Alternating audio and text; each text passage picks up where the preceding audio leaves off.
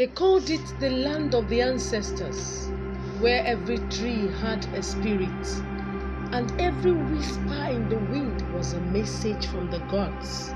No one dared disturb the ways of Umuoko. That is, until one man walked in with nothing but a Bible, a drum, and an unshakable faith. Deep in the rolling green hills of Igbo land, far from the noise of the cities and the reach of electricity, sat a quiet village named Umuoko. Life in Umuoko moved with the rhythm of tradition. The blowing of the flute at the dawn, the dance of the market women, the chants of the dibia, and the sacred drums that spoke to the spirits. The people feared their gods and trusted in the wisdom of their ancestors. Outsiders rarely came, and when they did, they were not welcomed. But one day, as the morning mist was still clinging to the trees, a stranger walked down the red earth path leading to the village. His name was Chinedu. He was a missionary from a nearby region, but his heart burned for the forgotten corners of the land, the places where the gospel had not yet reached. He had heard of Umuoko, a place where no preacher had lasted more than a few days, and felt a strong pull to go. He arrived with a torn bag over his shoulder, a small Bible tucked under his arm, and a local drum slung across his back. His clothes were simple, his feet dusty from travel, and his smile calm. But when he entered the village, silence fell. Children stopped playing. Market women stopped haggling.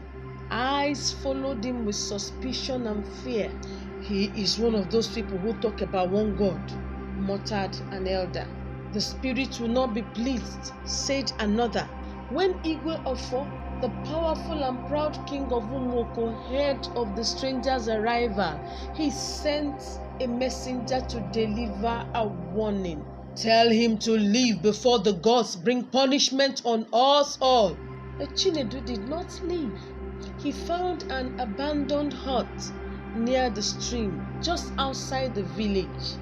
There he cleaned the space, patched the roof with palm leaves, and planted cassava in the small garden behind the hut. Every morning, he greeted villagers who passed by on their way to the farm. Most ignored him. Some spat at his feet. Children called him names, but he continued. Each night, he lit a small fire and beat his drum, singing soft songs about hope, love, and salvation. His voice was not loud, but it carried through the night air like a gentle breeze. He prayed for the village, he prayed for the king, and he waited.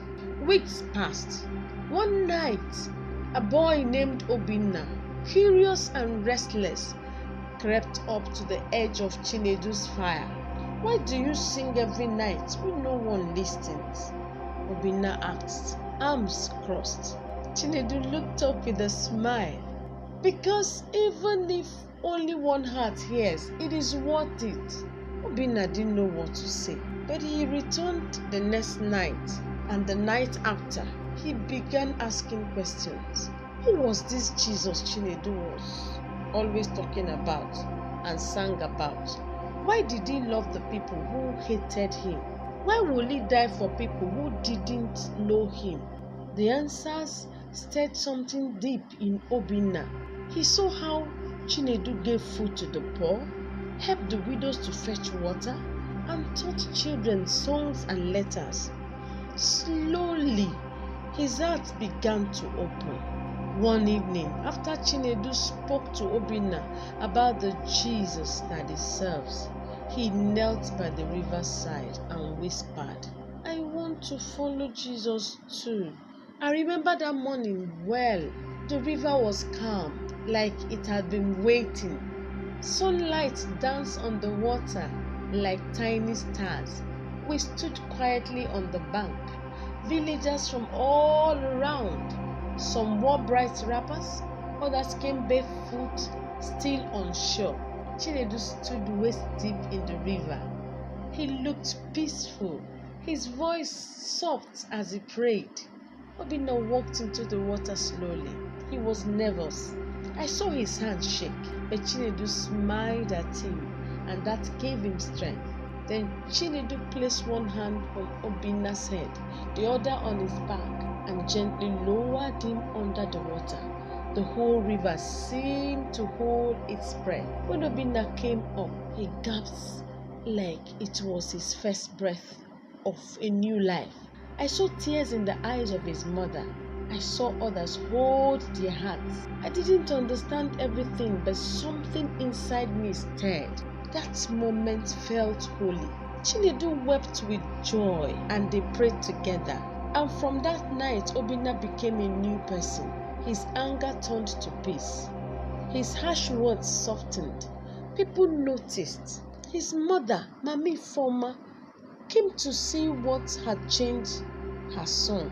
She listened, then believed.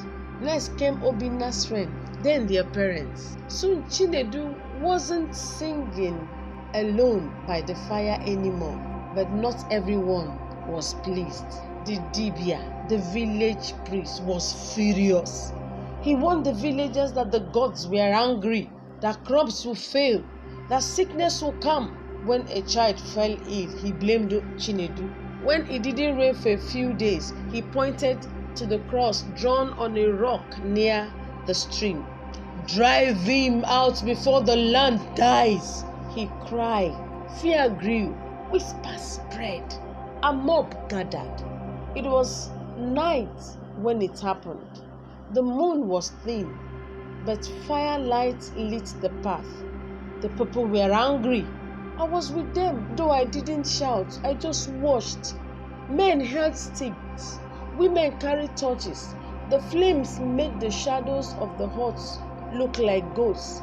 They surrounded Chinedu's hut. Someone yelled, "He brings strange ways." Others cried, "He will curse our land." Chinedu stepped out, calm like water. He had no weapon, only a tired drum slung over his shoulder. The fire flickered on his face, but he didn't flinch. "I came with peace," he said, "not to take your ways, but to offer another." Some shouted louder, but one woman dropped her torch. Her son had been sick once. Chinedu had helped. Slowly, others began to lower their sticks. It was like the heat of the fire melted their anger.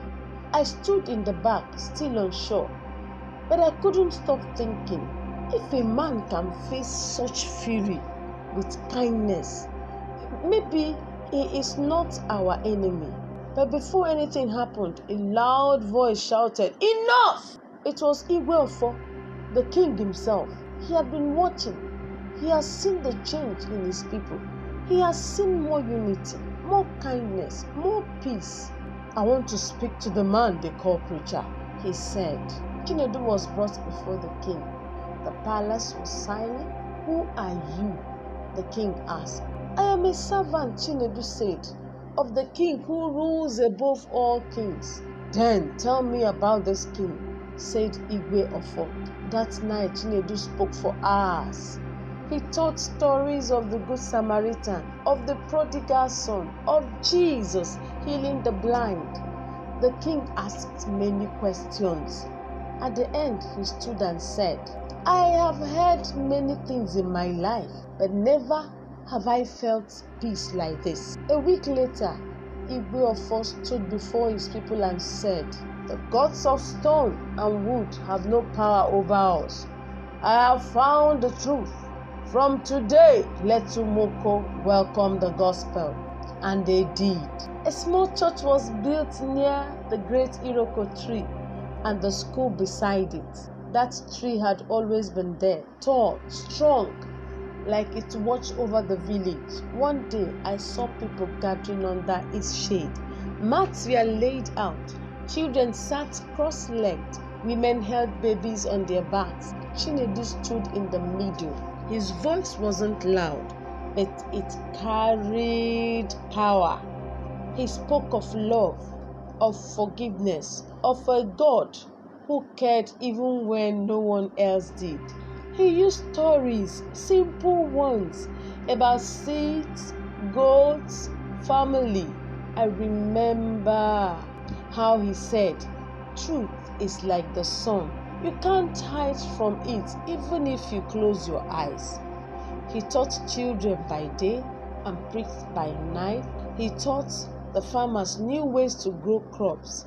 He helped build wells, started health clinics, and trained young men to read and lead. People listened, not because he forced them, but because he made them feel seen. Under that tree, something new was growing, not crops or animals, but hope. The years passed. Chinedu grew old, his hair turning white. He stepped slower, but his voice never lost its strength. The people of Umuoko loved him deeply. They called him Nna Chinedu, Father Chinedu. When he fell sick, every home brought food. Children sang outside his hut. When he passed away, the whole village mourned. They buried him beneath the Umuoko tree, the place where he had once stood alone, unwanted. Now it was the heart of the village, a place of faith, light, and love. Each year, on the day that he arrived the villagers gathered beneath the tree. They beat the same drum he once played. They sing his songs and they tell the story of the man who walked into Umuoko with only a Bible, a drum, and a heart that refused to give up. And though he is gone, the flame he lit still burns bright.